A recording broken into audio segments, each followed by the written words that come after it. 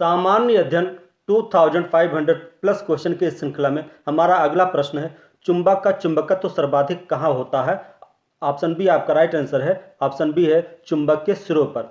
चुंबक का चुंबकत्व सर्वाधिक चुंबक के सिरों पर होता है। जैसे देख लीजिए, मान लीजिए ये कोई चुंबक है और चुंबक में एक तरफ नॉर्थ पोल होता है और दूसरी तरफ साउथ पोल होता है। तो जो चुंबक का चुंबकत्व होगा वो यहाँ किनारे पर होगा और यहाँ किनारे पर होगा, और जैसे जैसे आप इधर बढ़ते जाएंगे ऐसे चुंबकत्व घटता जाएगा और चुंबक के बिल्कुल बीच में इसका चुंबकत्व एकदम शून्य होता है। तो आपका आंसर हो जाएगा ऑप्शन बी, चुंबक के सिरों पर। अगला प्रश्न है, निम्नलिखित में से चुंबकीय पदार्थ है। ऑप्शन बी आपका राइट आंसर है। ऑप्शन बी लोहा। लोहा एक चुंबकीय पदार्थ है। अगला प्रश्न है, डायनेमो का उपयोग होता है। आपका राइट आंसर है ऑप्शन ए, डायनेमो का उपयोग जनरेटर में होता है। डायनेमो का उपयोग विद्युत बनाने के लिए जनरेटर में किया जाता है।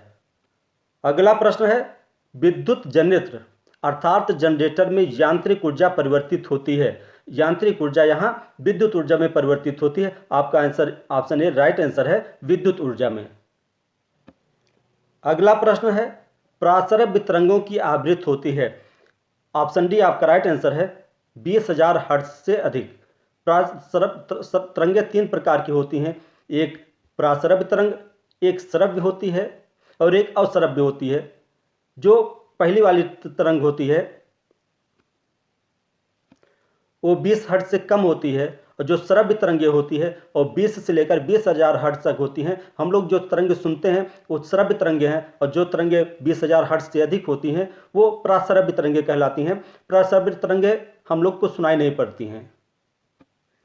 अगला प्रश्न है, ध्वनि का वेग अधिकतम होता है।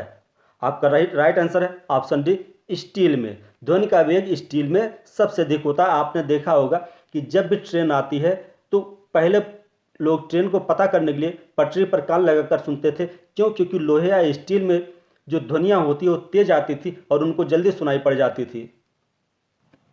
अगला प्रश्न है, घड़ी में मिनट वाली सुई का आवर्तकाल होता है। घड़ी में मिनट वाली सुई 1 घंटे में पूरा एक चक्कर लगा लेती है, इसलिए इसका आवर्तकाल 1 घंटे होगा। यहाँ ऑप्शन बी आपका राइट आंसर होगा, 1 घंटे। अगला प्रश्न है, ध्वनि की आवृत्ति से तात्पर्य है। आवृत्ति का मतलब होता है प्रति सेकंड कितना क्या हो रहा है, वही उसकी आवृत्ति होती है। तो प्रति सेकंड कंपनों की संख्या, यहाँ ध्वनि की आवृत्ति से तात्पर्य होता है प्रति सेकंड कंपनों की संख्या, यानी 1 सेकंड में जितने कंपन होते हैं वही उसकी आवृत्ति होती है। यहाँ ऑप्शन बी आपका राइट आंसर होगा, प्रति सेकंड कंपनों की संख्या।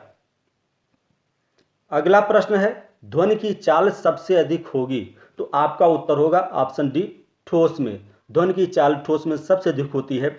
सबसे कम चाल निर्वात में होती है। ध्वनि की चाल निर्वात में 0 होती है, उसके बाद गैस आती है, उसके बाद द्रव आता है, फिर ठोस आता है। ध्वनि की सबसे अधिक चाल ठोस में होगी। अगला प्रश्न है, ध्वनि संचारित नहीं हो सकती है। आपका उत्तर ऑप्शन सी होगा, निर्वात में। ध्वनि को संचारित होने के लिए किसी माध्यम की आवश्यकता होती है। निर्वात में कोई माध्यम नहीं होता है, इसलिए ध्वनि निर्वात में संचारित नहीं हो सकती है। ऑप्शन सी आपका राइट आंसर होगा। अगला प्रश्न है, क्लोरोफ्लोरोकार्बन वायुमंडल से कम करता है। आपने बहुत चर्चा सुनी होगी। हम लोग जो भी फ्रीजर या रेफ्रिजरेटर उपयोग करते हैं उसमें क्लोरोफ्लोरो नाम की गैस निकलती है, जो ओजोन परत की क्षरण के लिए उत्तरदायी है। तो आपका आंसर ऑप्शन बी होगा, ओजोन। और इसकी जब ये खत्म हो जाती है, ओजोन परत कमज़ोर हो जाती है, तो सूरज से आने वाली अल्ट्रावायलेट किरणें पृथ्वी पर आ जाती हैं, जो मनुष्य के लिए बहुत नुकसानदायक होती हैं। इसलिए कहा जाता है क्लोरोफ्लोरोकार्बन का कम से कम उपयोग किया जाए। अगला प्रश्न है, सबसे कम प्रदूषण उत्पन्न करने वाला ईंधन है। ऑप्शन बी आपका राइट आंसर होगा, हाइड्रोजन। हाइड्रोजन सबसे कम प्रदूषण करने वाला ईंधन है, क्योंकि हाइड्रोजन अगर जलेगा तो पानी में बदलेगा यानी भाप बनेगा, इसलिए इसमें कोई प्रदूषण नहीं होता है। तो सबसे कम प्रदूषण करने वाला ईंधन है हाइड्रोजन। अगला प्रश्न है, निम्नलिखित में कौन ग्रीन हाउस गैस नहीं है? तो आपका उत्तर होगा ऑप्शन ए, ऑक्सीजन। ऑक्सीजन एक ग्रीन हाउस गैस नहीं है। बाकी भाप, मीथेन, कार्बन डाइऑक्साइड, ये तीनों ग्रीन हाउस गैस हैं, क्योंकि ये सूरज से आने वाली इंफ्रारेड को या अवरक्त किरणों को सोखती हैं, इसलिए तीनों ग्रीन हाउस गैस हैं। जबकि ऑप्शन ए, ऑक्सीजन ऐसा नहीं करती। ऑक्सीजन आपकी ग्रीन हाउस गैस नहीं है। अगला प्रश्न है, निम्नलिखित में कौन सी गैस वायुमंडल में नहीं पाई जाती है? आपका उत्तर होगा ऑप्शन सी, क्लोरीन। क्लोरीन आपकी वायुमंडल में नहीं पाई जाती है क्योंकि ये बहुत अभिक्रियाशील होती है, ये मुक्त अवस्था में नहीं रहती है, इसलिए क्लोरीन वायुमंडल में नहीं पाई जाती है। तुरंत एक किसी न किसी दूसरे पदार्थ से अभिक्रिया करके कोई दूसरा पदार्थ बना लेती, दूसरा यौगिक बना लेती है, इसलिए क्लोरीन वायुमंडल में नहीं पाई जाती है। पानी का शुद्धतम रूप है, ऑप्शन ए आपका राइट आंसर होगा आसुत जल। पानी का शुद्धतम रूप आसुत जल है। अगला प्रश्न है, पानी को शुद्ध किया जाता है, यहाँ ऑप्शन ए क्लोरीन और ऑप्शन बी ओजोनीकरण द्वारा। पानी को शुद्ध दोनों के द्वारा किया जाता है, क्लोरीन द्वारा भी किया जाता है और ओजोनीकरण द्वारा भी किया जाता है, इसलिए ऑप्शन सी आपका राइट आंसर होगा। पानी को शुद्ध क्लोरीन और ओजोनीकरण द्वारा किया जाता है। अगला प्रश्न है, निम्नलिखित में कौन जल का रासायनिक प्रदूषक नहीं है? आपका उत्तर होगा ऑप्शन डी, पादप। पादप जल का रासायनिक प्रदूषक नहीं है। अगला प्रश्न है, निम्नलिखित में से कौन ग्रीन हाउस गैस है? तो यहाँ आपका आंसर डी राइट आंसर होगा, carbon dioxide. Carbon dioxide, methane, भाप, ये सब ग्रीन हाउस गैस है, तो ऑप्शन डी आपका राइट आंसर होगा। अगला प्रश्न है, इलेक्ट्रॉन की खोज किसने की? तो आपका उत्तर होगा option B, J Thomson. Electron की खोज जे थॉमसन ने की। अगला प्रश्न है, यूरेनियम 238 के नाभिक में न्यूट्रॉन की संख्या है, तो किसी भी नाभिक में या तो प्रोटॉन पाए जाते हैं या तो न्यूट्रॉन पाए जाते हैं। यहाँ यूरेनियम 238 लिखा हुआ है, इसका मतलब यह है कि इसकी नाभिक में 238 पार्टिकल पाए जाते हैं। यूरेनियम का परमाणु क्रमांक 92 होता है, तो 238 में से अगर हम 92 घटा देते हैं, 92 घटा देते हैं, तो जितना आता है वही आपका उसमें न्यूट्रॉन की संख्या होगी, क्योंकि 92 उसका परमाणु क्रमांक होता है। इसका मतलब ये है कि 92 उसमें प्रोटॉन पाए जाते हैं, तो बाकी जितने शेष बचते हैं न्यूट्रॉन होंगे, तो आपके 146 न्यूट्रॉन होंगे। यहाँ ऑप्शन सी आपका राइट आंसर होगा, 146। अगला प्रश्न है, हाइड्रोक्लोरिक अम्ल का पीएच हो सकता है? यहाँ आपका राइट आंसर है ऑप्शन सी, 3। पीएच मान वो अगर 7 है तो 7 पर वो पूरी तरह से उदासीन होता है, और 7 से जितना कम होता है इसका मतलब उसके अंदर अम्ल का गुण उतना ही ज़्यादा आता है, और अगर 7 से ज़्यादा होता है तो इसका मतलब उसके अंदर बेस का गुण ज़्यादा आ रहा है, तो हाइड्रोक्लोरिक अम्ल है। इसका अर्थ ये है कि इसका पीएच मान हमेशा 7 से कम होगा, इसलिए आपका राइट आंसर होगा ऑप्शन ए, 3। अगला प्रश्न है, चूने के पानी की अभिक्रिया है, नहीं चूने का अगर पानी में मिला दिया जाए तो कैसी अभिक्रिया होगी? तो कभी भी अगर आप किसी पानी में चूने को मिलाइए तो उससे गर्मी निकलती है, इसलिए ऑप्शन बी आपका राइट आंसर है, ये ऊष्माक्षेपी अभिक्रिया है।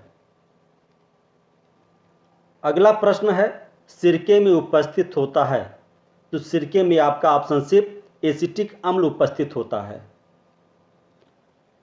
अगला प्रश्न है, शुद्ध जल का पीएच मान है, तो शुद्ध जल ना तो आपका एसिडिक होता है, ना बेस होता है, अर्थात ना अम्ल होता है, ना क्षार होता है, तो उसका शुद्ध पीएच मान ऑप्शन सी 7 होगा, क्योंकि 7 जो होता है वो उदासीन का होता है। 7 से नीचे अम्लीयता का गुण प्रदर्शित करता है पीएच मान में, और 7 से ऊपर क्षारीयता का गुण प्रदर्शित करता है। आपका answer option C right answer होगा, शुद्ध जल का पीएच मान 7 होता है। अगला प्रश्न है, ऊष्माक्षेपी अभिक्रिया में ऊष्मा क्या होती? ऑप्शन बी आपका राइट आंसर, ऊष्मा निकलती है। अगला प्रश्न है, पदार्थ जो किसी दूसरे पदार्थ को प्रोटॉन दे सकते हैं क्या कहलाते हैं? ऑप्शन ए आपका राइट आंसर है, ये अम्ल कहलाते हैं। यानी वो पदार्थ जो किसी दूसरे पदार्थ को प्रोटॉन दे सकते हैं, अर्थात हम ये कह सकते हैं कि वो पदार्थ जो किसी दूसरे पदार्थ से इलेक्ट्रॉन ले सकते हैं वो अम्ल कहलाते हैं। यानी इलेक्ट्रॉन लेने वाला अम्ल और देने वाला बेस, और जबकि प्रोटॉन को देने वाला अम्ल और प्रोटॉन लेने वाला बेस कहलाएगा। अगला प्रश्न है, प्रोटॉन के नाभिक में कौन से मूल कण, आपका ये कण है, कण कौन सा मूल कण उपस्थित होता है? तो परमाणु के नाभिक में प्रोटॉन और न्यूट्रॉन 2 मूल कण उपस्थित होते हैं। आपका ऑप्शन ए राइट आंसर है, प्रोटॉन प्लस न्यूट्रॉन। अगला प्रश्न है, वह यौगिक जो पदार्थ की तीनों अवस्थाओं में रह सकता है? आपने देखा होगा जल जो ठोस में भी रह सकता है, द्रव में भी रह सकता है, गैस में भी रह सकता है, तो आपका ऑप्शन बी राइट आंसर होगा, जल। जल पदार्थ की तीनों अवस्थाओं में रह सकता है। अगला प्रश्न है, कौन सा कण विद्युत उदासीन होता है? तो अल्फा में आपका पॉजिटिव होता है, प्रोटॉन भी पॉजिटिव होता है और बीटा आपका निगेटिव होता है और न्यूट्रॉन आपका उदासीन होता है। ऑप्शन डी आपका राइट आंसर होगा, न्यूट्रॉन। अगला प्रश्न है, निम्नलिखित में से कौन सा पदार्थ यौगिक है? ऑप्शन बी आपका राइट आंसर होगा, पानी। जो H2O है ये आपका यौगिक है, बाकी सब मिश्रण है। दूध में भी घी भी होता है, कार्बोहाइड्रेट होता है, वायु में भी, और नींबू रस, ये तीनों आपके यौगिक नहीं, मिश्रण है। जबकि आपका बी पानी शुद्ध यौगिक है। अगला प्रश्न है, संघनित जलवाष्प है। तो संघनित जलवाष्प हमेशा भाप जब ऊपर जाती है, पानी बरसता है, तो वही संघनित जलवाष्प होता है। तो आपका आंसर होगा सी, वर्षा जल। संघनित जलवाष्प क्या होती है? वर्षा जल होती है। अगला प्रश्न है, परमाणु का संगठित समूह जो पदार्थ को स्वतंत्र अवस्था में रखता है कहलाता है। ऑप्शन ए आपका राइट आंसर है, ये कहलाता है परअणु। यानी अणु जो होते हैं वो हमेशा स्वतंत्र अवस्था में रहते हैं। अगला प्रश्न है, गंधक और लोहे के चूर्ण के मिश्रण को किस आधार पर पृथक करते हैं? क्योंकि लोहे में चुंबकत्व का गुण होता है, इसलिए ऑप्शन बी, चुंबकत्व के आधार पर इनको पृथक किया जाता है। लोहे में चुंबकत्व का गुण होता है, जबकि गंधक में नहीं होता है, इसलिए इनको चुंबक के द्वारा यानी चुंबकत्व के द्वारा इनको पृथक किया जा सकता है। अगला प्रश्न है, किस क्रिया द्वारा गीले कपड़े धूप में सूख जाते हैं? जब गीले कपड़े हम धूप में फैलाएंगे तो उसका सारा पानी भाप बनकर उड़ जाता है। तो आपका राइट आंसर होगा ऑप्शन ए, वाष्पन। गीले कपड़े धूप में वाष्पन द्वारा सूखते हैं। अगला प्रश्न है, लोहे में जंग लगने का प्रमुख कारण है। यहाँ जितने भी ऑप्शन दिए हैं, ऑप्शन सी आपका राइट आंसर है, ऑक्सीजन। लोहे में जंग लगने का प्रमुख कारण है ऑक्सीजन है, नम वायु है। नेक्स्ट क्वेश्चन है, बॉक्साइट किस धातु का अयस्क है? ऑप्शन बी आपका राइट आंसर है, एल्युमिनियम। बॉक्साइट एल्युमिनियम का अयस्क है। अगला प्रश्न है, किस धातु में तन्यता का गुण नहीं है? ऑप्शन ए आपका राइट आंसर है, जिंक। जिंक में तन्यता का गुण नहीं होता है, इसको हम जैसे पीटते हैं तुरंत टूट जाता है। आपका राइट आंसर होगा ऑप्शन ए। अगला प्रश्न है, जंग लगने के प्रक्रम को बढ़ाता है। तो वायु में जितनी नमी होगी जंग उतनी तेज लगेगा। ऑप्शन डी आपका राइट आंसर है, नम वायु। नम वायु जंग लगने के प्रक्रम को बढ़ा देती है। अगला प्रश्न है, कौन सी धातु अधिक तीव्रता से ठंडे जल से क्रिया करती है? सोडियम आपकी बहुत अभिक्रियाशील धातु होती है और ये ठंडे जल से भी अभिक्रिया कर सकती है। आपका answer option C right answer होगा, सोडियम यानी Na। अगला प्रश्न है, निम्न में कौन मिश्र धातु नहीं है? आपका उत्तर होगा ऑप्शन सी, क्रोमियम। क्रोमियम एक धातु है, जबकि पीतल, कांसा, जर्मन सिल्वर ये तीनों मिश्र धातुएं हैं। अगला प्रश्न है, निम्न में कौन सा अधातु है? तो यहाँ ऑप्शन सी, कार्बन। कार्बन एक अधातु है, जबकि Na सोडियम धातु है, Fe लोहा ए भी धातु है, Mg मैग्नीशियम ए भी धातु है। अगला प्रश्न है, धातु का शोधन किया जाता है। यहाँ ऑप्शन बी आपका राइट आंसर होगा, विद्युत अपघटन द्वारा। धातु का शोधन विद्युत अपघटन द्वारा किया जाता है। अगला प्रश्न है, निम्न में से सबसे क्रियाशील धातु है? आपका आंसर होगा ऑप्शन ए, सोडियम। सोडियम आपकी सबसे क्रियाशील धातु है।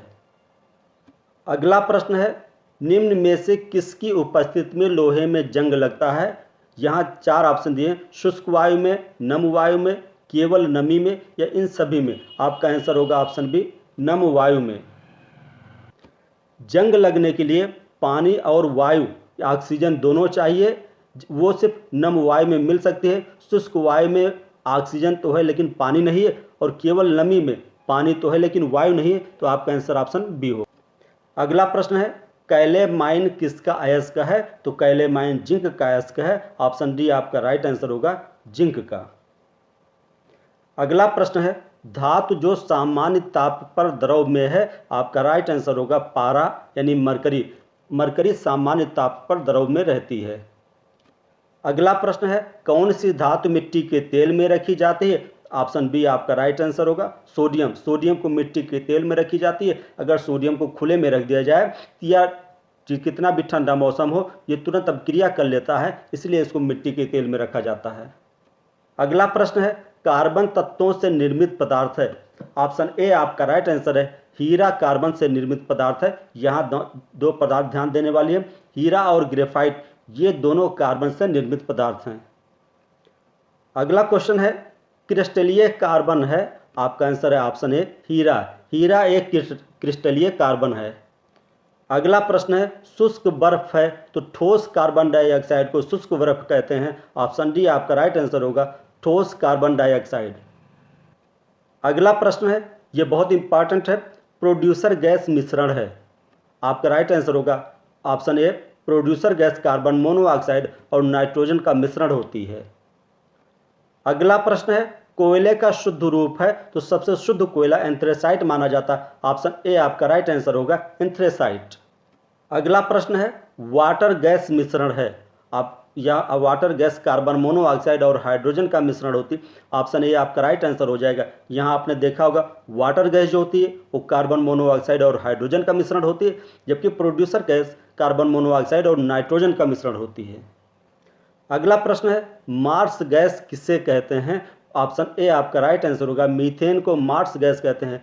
जो गैस दलदली यानी मार्सी मतलब दलदली क्षेत्र, मार्स गैस का मतलब होता है कि मीथेन, यानी मीथेन जो है दलदली क्षेत्रों में निकलती है यानी बनती है, इसलिए मीथेन को मार्स गैस भी कहते हैं। अगला प्रश्न है एलपीजी में गंध के लिए मिलाया जाता है, एलपीजी में गंध के लिए एथाइल मरकैप्टन मिलाया जाता है। ये इसलिए मिलाया जाता है जिससे पता लग जाए कि गैस में कोई लीकेज है कि नहीं है। अगर लीकेज है तो एथाइल मरकैप्टन गंध मारने लगेगा, जिससे पता लग जाएगा कि उसमें लीकेज हो रही है। अगला प्रश्न है निम्न में कौन कार्बनिक पदार्थ है, ऑप्शन ए आपका राइट आंसर होगा क्लोरोफॉर्म एक कार्बनिक पदार्थ है। अगला प्रश्न है गोबर गैस संयंत्र में कौन सी गैस उत्पन्न होती है, तो गोबर गैस संयंत्र में मीथेन उत्पन्न होती है, ऑप्शन डी आपका राइट आंसर होगा मीथेन, गोबर गैस संयंत्र में मीथेन गैस उत्पन्न होती है। अगला प्रश्न है निम्नलिखित में कौन सबसे कम ऊष्मीयमान वाला ईंधन है, ऑप्शन ए आपका राइट आंसर होगा लकड़ी। दिए हुए ऑप्शन में लकड़ी का ऊष्मीयमान सबसे कम होता है, जबकि हाइड्रोजन का ऊष्मीयमान सबसे ज़्यादा होता है। अगला प्रश्न है C60 बकमिस्टर फ्लोरीन, यानी जिसको बकमिस्टर फ्लोरीन भी कहते हैं। C60 मतलब कार्बन 60 में कार्बन परमाणु की संख्या कितनी होती है, तो C60 इसका मतलब ये है कि इसमें 60 कार्बन परमाणु होते हैं। कभी कभी ये भी प्रश्न आता है फ्लोरीन में कितने कार्बन परमाणु होते हैं, इसको फ्लोरीन कहा जाता है, फ्लोरीन नहीं। तो फ्लोरीन में कितने कार्बन परमाणु होते हैं, तब भी उत्तर आपका 60 ही आएगा। अगला प्रश्न है तेल के कुएं से प्राप्त प्राकृतिक गैस है, तो तेल के कुएं से मीथेन गैस मिलती, ऑप्शन डी आपका राइट आंसर होगा मीथेन। अगला प्रश्न है एलपीजी का मुख्य घटक है, आपका आंसर होगा ऑप्शन डी ब्यूटेन। एलपीजी का मुख्य घटक ब्यूटेन है, इसको आइसोप्रोपेन या ब्यूटेन माना जाता है। अगला प्रश्न है पेंसिल की लेड किससे बनती है, आपका आंसर होगा ऑप्शन ए ग्रेफाइट। पेंसिल की लेड ग्रेफाइट से बनती है।